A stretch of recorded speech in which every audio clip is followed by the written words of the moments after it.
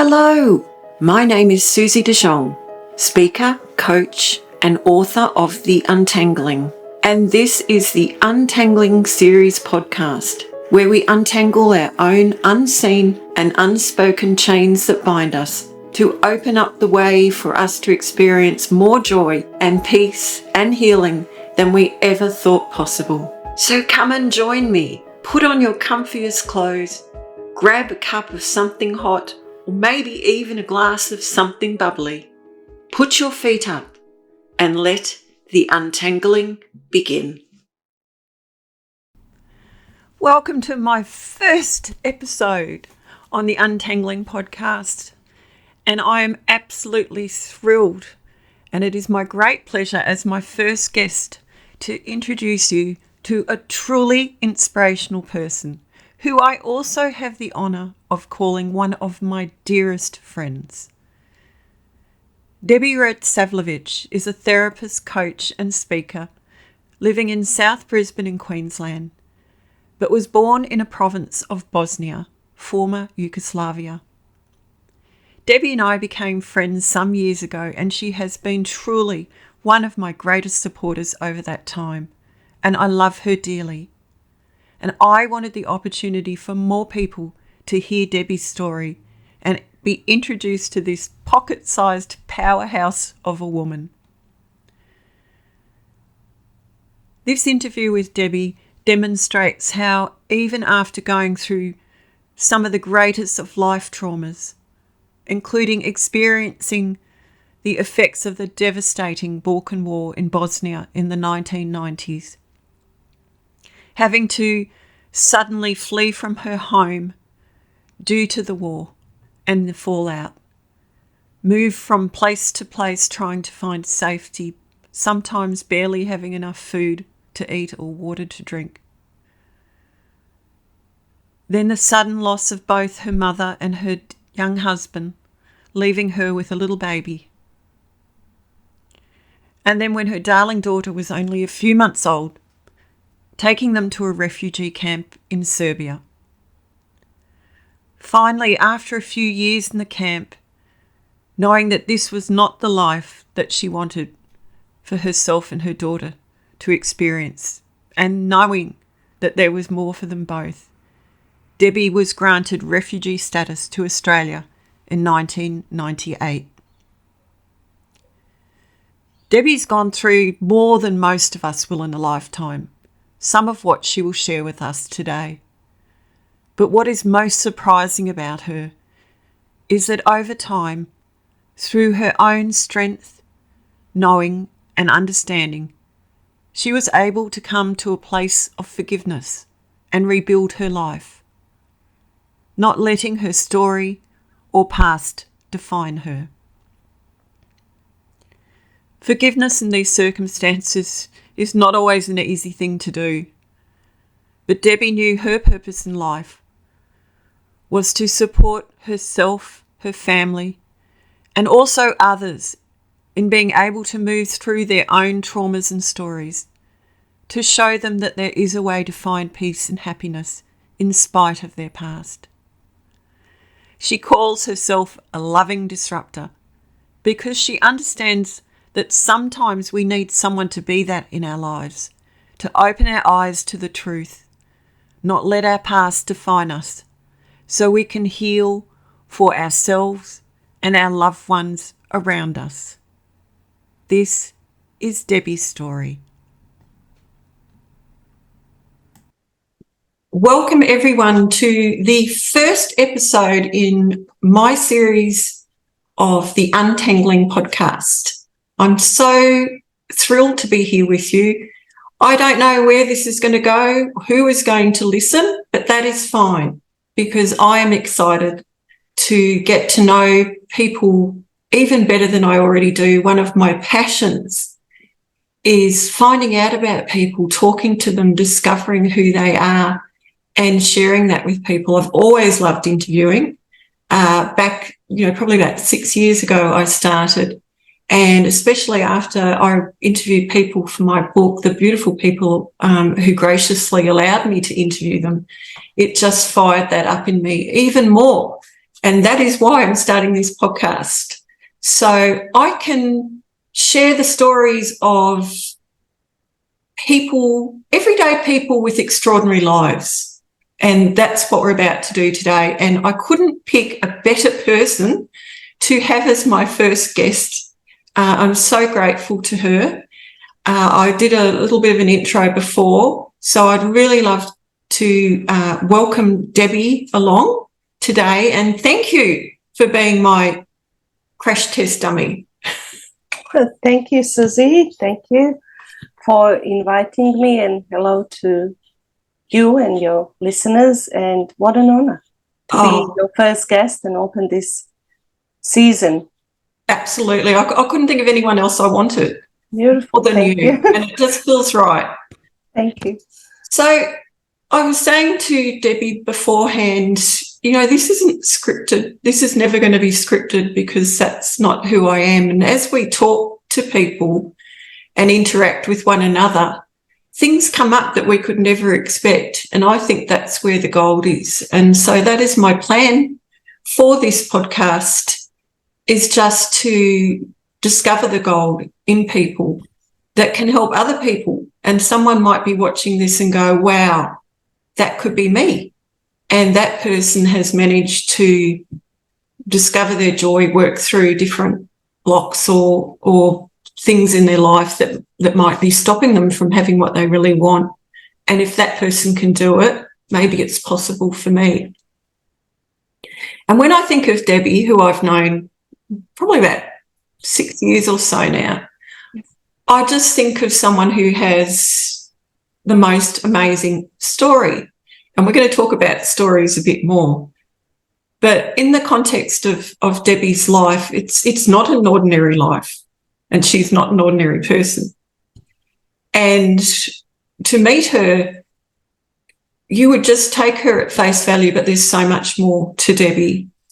And her story is one of against all odds.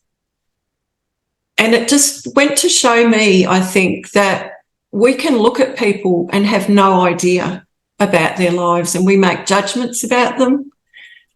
We have our own beliefs about them and things that they do or say, but we never know until we really dig down deep and find out who people really are.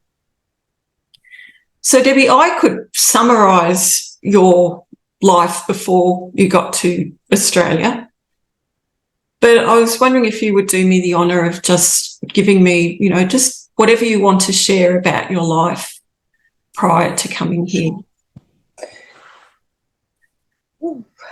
I was born 1994. I don't hide my age. In Bosnia. It's a part of former Yugoslavia. In 1992, many people know what happened in our country, religious war. We were forced to leave our hometown and move from place to place for many years. I've now I lost some people, dear people in my life during this time. Finished at the refugee camp in Serbia with my 3 years old daughter, and in 1998 we came to Australia as refugees. Well, we didn't have family, we didn't have anyone here. I couldn't speak English. It was difficult. It was challenging. You can just imagine. Yes. But we made it to the other side. Here I am today.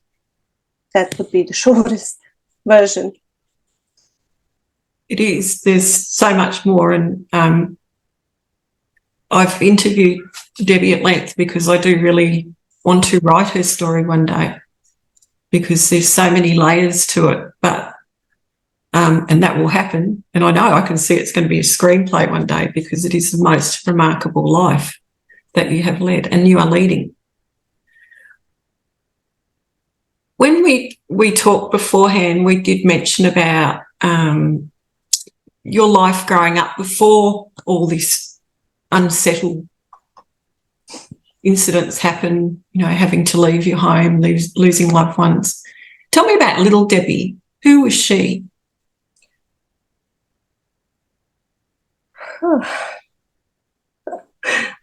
Rebellious little girl, youngest in the family, unwanted child. Tell me about that. Yeah, really alive. Yeah, like we spoke about this. My mother, I was the last child that she didn't want. And I'm here against all odds. Again, yes. I felt loved during my childhood to the degree, if, like many of us, if we do what we are supposed to be doing. Mm-hmm. And that's where I think my little power started growing, little rebel in me, where I would just, regardless of everything, do things my own way, do things regardless of circumstances. What do you think that was? What was it? Was it a knowing, or was it just a feeling that you didn't want to be like everyone else? I think knowing that I followed, knowing that I will be all right, regardless of what I do. I remember when doing things that I wasn't supposed to do, I would think I will do it anyway. No one is. I'm gonna survive. No one, even if I get smacked, I will be alive. So in that spirit, I would do just my own way, things that I wanted to do. I wasn't scared. It was a freedom, soul with a lot of freedom. And that must have been quite unusual when you have described to me like the cultural aspects of your life in Bosnia and the roles of men and women. Yes. And, you know, the man, what he said went, and you saw that play out with your parents and other families around you. Yes, yes. You know, in the culture I was born in and grew up in those times, men had the last word. Man was the decider of everything, I would say.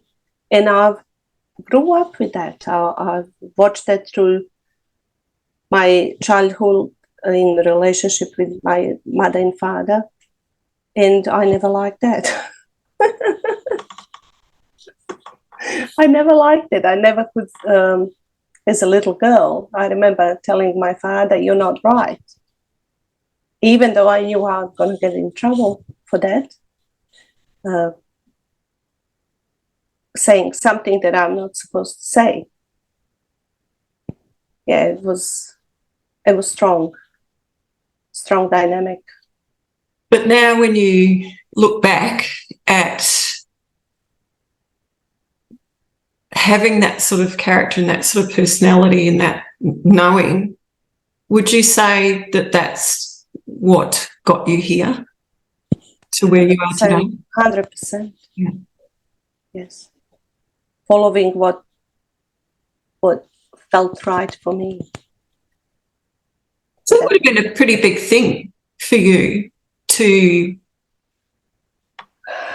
follow that, even though it went against everything that you had been raised to do. It was. It demonstrated in many ways. For example, once I moved from got out of the Bosnia to Serbia as a refugee, for a short time, I lived with my brother and my sister in shared accommodation. Now, if you look at that, that's where most people would stay in a situation. I had a child, but instead of that, instead of staying there, I chose to go to refugee camp to build a life on my own, not knowing what was waiting there for me. That's one example. Yeah. Big one. Coming to Australia, deciding to come here, I remember I applied. I went to embassy to Belgrade a few times. Never shared with many people. I shared that with my sister, with my brother, but not with my father. Yeah. What did you think his reaction would be? He would stop me. Okay. He would stop me. He would give me his opinions on all that. And then, of course, we start doubting our decisions. So I just didn't need that. No. Yeah. No regrets. No regrets. No regrets. So moving forward now, I mean, I could talk to you for ages on this. As I said, there's a book, there's a movie, there's a screenplay about your life. It's just so many layers of richness in it. So you moved out to Australia. You Yes. really were on your own with your daughter. Yes. And what happened when you came here? What was the motivation for you to start down the path that you've gone with your own self-discovery and learning? The reason I came, why I wanted to come and get out of where I was that, again, inside of me, there was a knowing that I do not belong there. This is not the life I've signed for.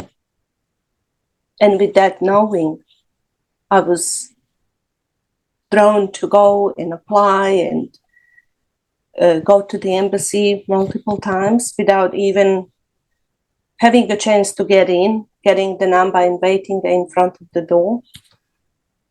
And go back again, but just knowing that I did not sign for this. I deserve better life. And I was driven by that to follow what's inside of me, what I've truly believed there is more for me. My life is not going to end there. By arriving to Australia, you come somewhere, you don't know the culture, you can't speak the language, you don't know anyone. It was challenging, really challenging. To say that I've learned English with my daughter, she was 3 years old. We would play school, however she was learning, I was there to follow because I just couldn't speak. We arrived to Australia on 27th of March 1998, which happened to be after a few days, the Easter break. So I couldn't go to TAFE. She couldn't go to preschool or, anything. And what was left for us was just sit there, watch the TV, and you know what you need to do. You need to learn the English. So I took any opportunity. I would buy a magazine and just write and copy and listen to the TV. And not that my English is perfect by now, there's an accent, but I never cared. I could understand, I could communicate. That was enough for me. Wow. That's pretty amazing when you think of, all the different nationalities of people that have come out here that have never done that, still don't speak. Susie, if we had time, there's so many funny stories, when they... Go for it. I love funny stories. When they ask for white tea and you think, oh, shit, I don't have white tea. I have black tea. Because we didn't drink tea, only if you're sick. And like, you know, little things like that, when you remember waiting for the bus on the wrong side of the road, you don't know, because in Europe, you drive on the other side. Not knowing how to take my money, how to use my key card. I mean, yeah, so much. So many things we just take for granted. We do. It was a huge learning curve when you got here. It was scary. The one thing that happened once I've arrived and I've realized, what have I done actually? I never felt fear in the process of chasing this, you know, journey to go out of the country. I felt pretty excited about it. But once I arrived here and I could see that I couldn't speak the language, I couldn't drive, I didn't have a car, I didn't know I would take my dictionary to the shops to see I'm being serious now. Mm-hmm. That's why I said there's so many stories, you know. Just buying basic items in packaging, I would have to take my dictionary out of my bag, regardless who is around me, regardless, I know people were looking, but I really didn't mind, because that's what it was. That was the way for me to survive at that stage. But by seeing all that, what came to me was the waves of anxiety and the fear. I've never realized what I've done till then. Showing up in this world with a 3-year-old daughter, not knowing how to speak, where to go. You know, at night, I couldn't sleep. The fear, the anxiety, pretty scary stuff, actually. So it was, you were safe in the regard of you were out of the country and the situation there, but you were again in survival mode. Survival mode, exactly.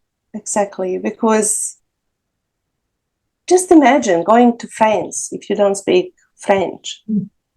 I mean, not a lot, let alone speaking English. I couldn't speak English.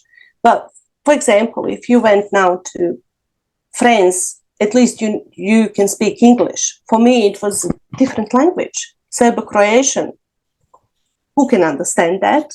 You know, I think the language barrier was the biggest fear. Yeah, the biggest fear for me. And with the anxiety that you started feeling, how did you deal with that? How did you work your way through it or over it? I could notice that my daughter was picking up on everything I felt. Mm-hmm. So just by looking at her, I knew I have to step up. I have to show up differently for her. So in all that, the belief in myself, the trust that I can actually do it, that we are going to be safe. That's what I think overcome. That's what helped to overcome the anxious feelings and uncertainty that we were in. Like, all right, if I've done that, I can do this, and step by step. Then lucky I met a lady from Holland who used to come and just talk to me. We would go out, and that helped as well. So, yeah. And you started reading. And I started reading whatever I could get my hands on. So, Debbie, can you just fill me in a bit on how you started down the course of personal development and self-development, how that came about?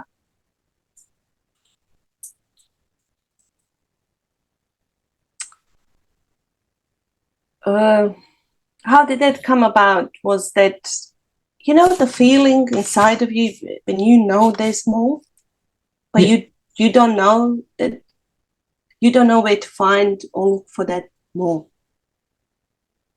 Back in the day, I didn't have a YouTube, or internet. I had books, and I started with books of Wayne Dyer, Louise Hay, and started looking at things differently. My life started shifting. My perception was changing. I started looking at situations that happened to me differently, started looking at them as blessings. I could find the peace in that. I started looking at my childhood, my relationship with my father, the life that I was living. Everything was changing because of the way my perception was changing. And I know in conversations with people, I would have different outlooks on stuff, which were received differently, with more peace. Judgment would stop. People, my friends, for example, people that I had conversations with, they would want more of that. So I knew that from all that I've been through in my life, from all the pain, that gift was born. Gift of understanding people, empathizing with people's pain. That my advice, even though I wasn't I wasn't qualified, or I haven't had any training, or no psychology certificate or anything, would help people. So that's how I decided. Then went and done some trainings with Marisa Pia, and that just went on and on. Journey of I wouldn't say personal development. It's a journey of self-discovery. Oh, I love that. Yeah. Because more I've learned, more I could sit in my life experiences and accept them better, accept them with peace. The forgiveness, where it needed to be done, forgiveness would be welcomed. Forgiveness would be welcomed, even when I didn't seek for that. And from then on, the biggest thing of all this is finding, I think, internal peace. Yeah. With everything we have learned, we always, as you know, we think there's an answer out there. Actually, it's in us. And what we do with what we have learned, the way we have been in our life. And the main goal for all of us is peace. Yeah. To find the peace with everything. Oh, I totally agree.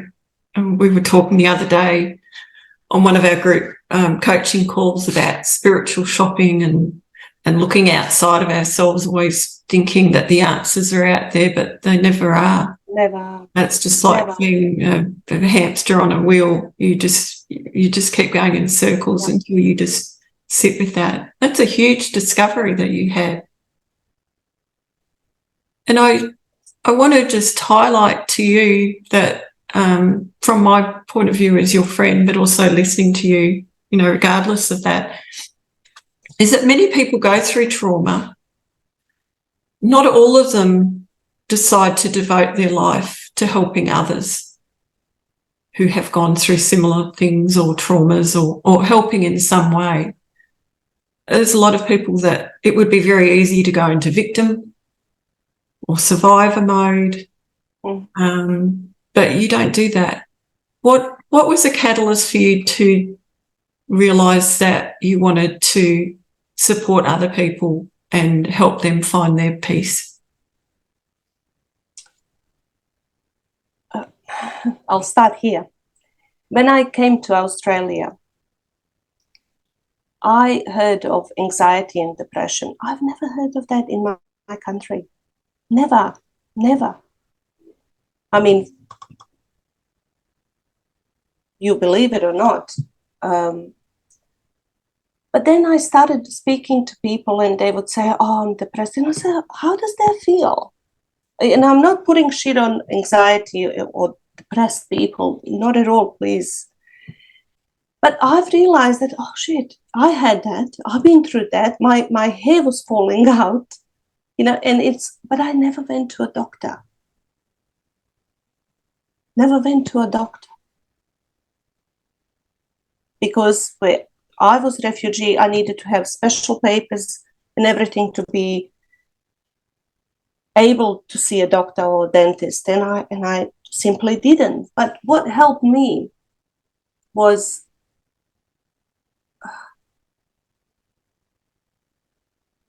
I'm not gonna say staying present, because I didn't know much about that back then. But seeing things, yes, they did happen, but I'm here. And it didn't kill me. I'm still here. And that means something. Mm-hmm. And that's where the strength was born. And that's where the perceptions were changed. That's where I started looking at things differently. If I went through that, then surely I can go through this and I will be fine. Wow. All the life experiences and all the pain, from those experiences, they build the strength inside. And I'm not saying that I might be 1 in 10. I might be 1 in 10. Mm. Or it could be just my makeup. But people from Balkan, especially from that part of Balkan where we had war, we are very, very mentally strong people. Mm. Just because of our upbringing, what happened to us, we have ability, I think, to look at life differently. And there's a faith there. Faith? In you? I'm not saying faith in the, like the religious faith. Religion. No, yes. but there's just like that faith. Yeah. And that comes again from different way of looking at things. Mm. I think if nothing happened to me, then surely I'll be fine now. There's something watching over me. Yeah. And we're talking, I beg your pardon, go on. Sorry. Many situations I could count and go back and look at it and say, yes, I was, someone was looking after me. And from that, you build that, yes, I will be fine. Mm. We were talking the other day about stories. There's something that's come up for both of us over time, and yes, I introduced that this is your story, but tell me, at a point, I remember you saying clearly that you didn't think you're anyone special, that you didn't think you had anything to say. Tell me about that story. Mm.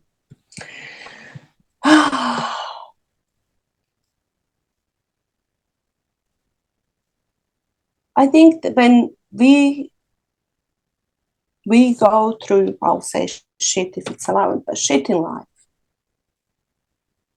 and we go on the other side, we don't see anything special. And that's what happened to me. Yes, I've been through this and that, but I lived through it and I'm fine now. What's so special about that? I'm not the only one. There are many other people who's been maybe through bigger hardships in life. And I never wanted to say, I never saw the significance of the life I lived until one day when I was asked to share and I didn't know where to start. And then I thought, if I don't know where to start, what a life. What a life. But I never looked into it as something big, something worth looking into or worth talking about it, because in all that, like you said, my story is not vanilla. Oh, it's tutti frutti. There's sadness there. And then when people listen to that, I never wanted to come across as someone that wants sympathy. And that's where talking about my life and talking about what I've done, how I overcame things was, please don't. Please don't. But actually, acknowledging where I was.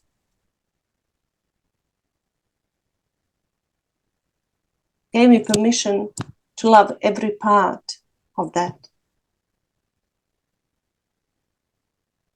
To fully, I would say, love myself. Love everything I've been and everything I was till this point in my life. And I think for many, many of us, that is a little trick to go and just look 10 years back and look at the transformation today, who you are today, just in 10 years. And start acknowledging and loving every part of that journey. I honestly think that is probably the one of the most important aspects, to go back and acknowledge and start loving what shaped us as a person today. And also, even though you felt like you didn't want to share that because you didn't want to bring people down, or you didn't think it was significant to you, do you understand now that by speaking up and by sharing, how many other people you can support and serve and help who have gone through difficult times or trauma, whatever that looks like? Now I can see that. Now, but as you know, for many years, I just couldn't. I would just say, there's nothing special. What's so special? There's nothing special. But the wisdom was born out of all this pain, all this, I'll just call it journey. Life, Debbie's life journey equals wisdom, if I can say that. And I'm not the only one. All of us have it. We are all born with it. We just have to look. We just have to go a little bit deeper. So where do you see yourself going on this journey now, with what you've learned, with your knowing, with your gifts? What would you like to do with all of that knowledge and gifts and knowing? There's a quote in Course of Miracles, which I love, love, love. You know that. Give me your past so I can change your mind about it. I think that says it all. So obviously there are a lot of people out there that will be listening to this and watching this that have gone through difficult situations. There's someone watching this now, I just know, that's going to be so inspired. and will want to reach out to you and have you walk beside them through what they're going through or what they've been through. Maybe they don't know where to go next. How do people reach you? Well, for now, Instagram, I think would be good, or just the messenger. My website is going down, and I'm going to rebuild it as I become a new person. That has to go. That has to go. It doesn't resonate with who I am today.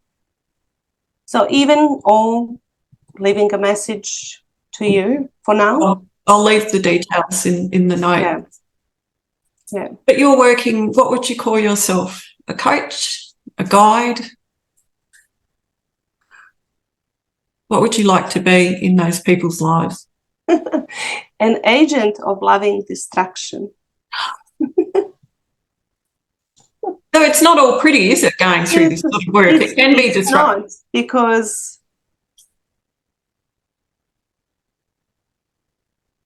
because we disrupt what's comfortable and comfort uncomfortable as a coaches. Yeah. But the uncomfortable, the comfortable, I should say, can become so uncomfortable you just can't be living that way anymore. Exactly. You need to, you need to change. You want to change. You want to change. Yeah. But you're still feeling comfortable. Yes. Yes. Wow. I think you would just be an amazing person to have by my side walking through situations like that. I think anyone would be so lucky to have you there holding them and walking them through this journey, just like you've been. I just think you're amazing, and I hope when you watch this back you can see your amazingness. And I'm just so grateful to have you in my life and all the support you've given me, and I will do all I can to support you, because I truly believe there's a lot of people out there that you can help. Thank you, Susie. Likewise. I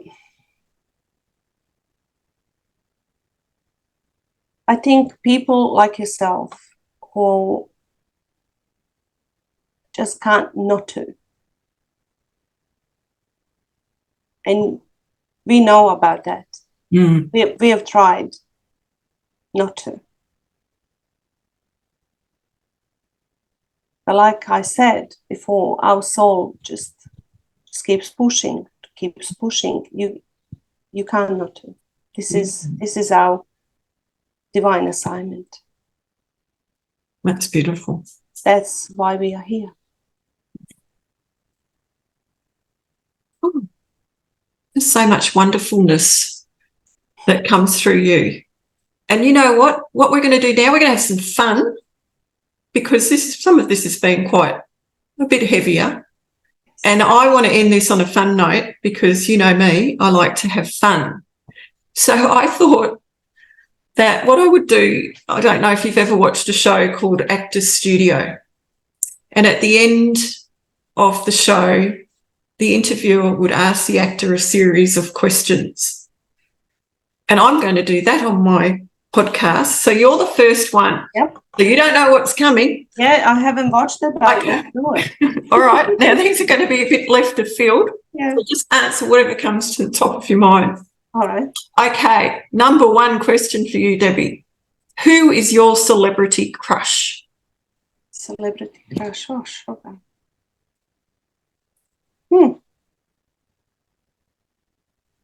Don't have one? No, never thought of any. That's so funny. You see my imagination now in play? Oh, really? Never thought. Oh, that's okay. We can skip over that. I think Ricky Martin's pretty hot. Ricky Martin. Yeah, Okay. yeah, but yeah.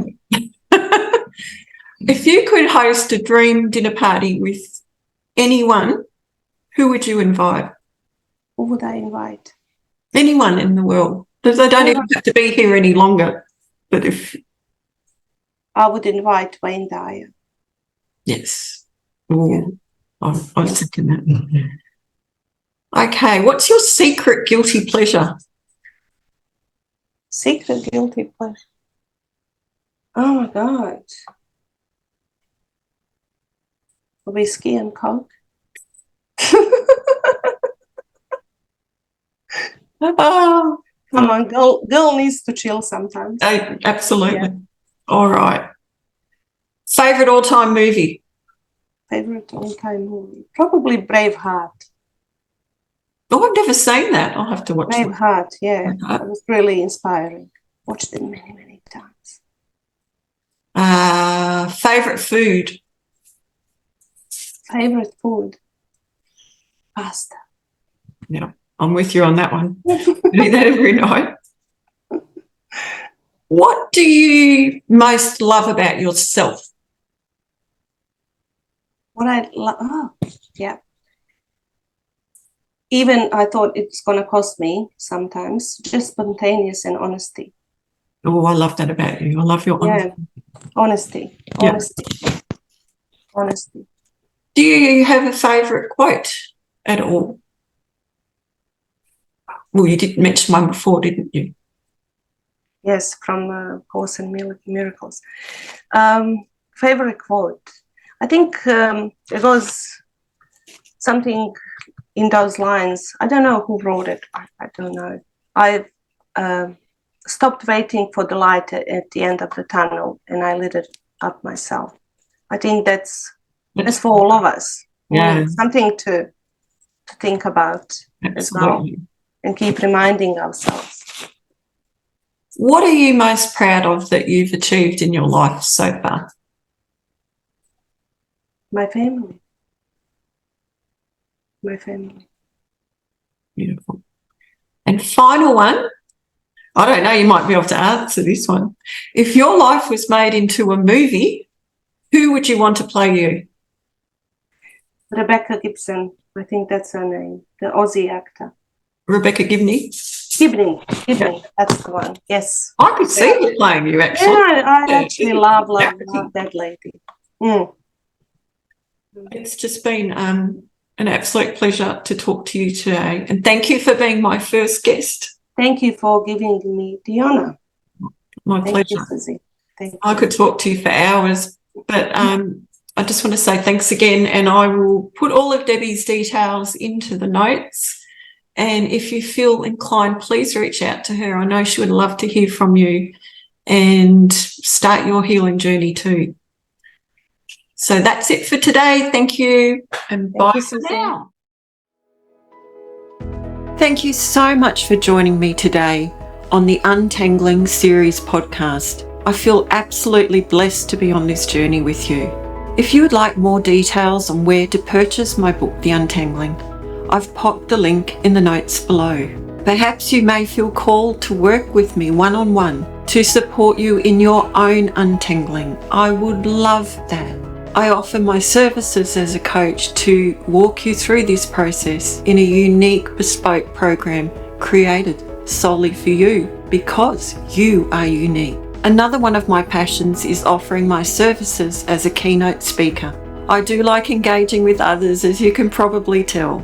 If any of that is of interest to you, you can contact me directly by the links below or head on over to my website at susiedejeong.com.au and I will get straight back to you, I promise. I love what I do and I know what my purpose is, to pay it forward and help others untangle and find their own freedom and joy. So bye for now, and I look forward to seeing you next time.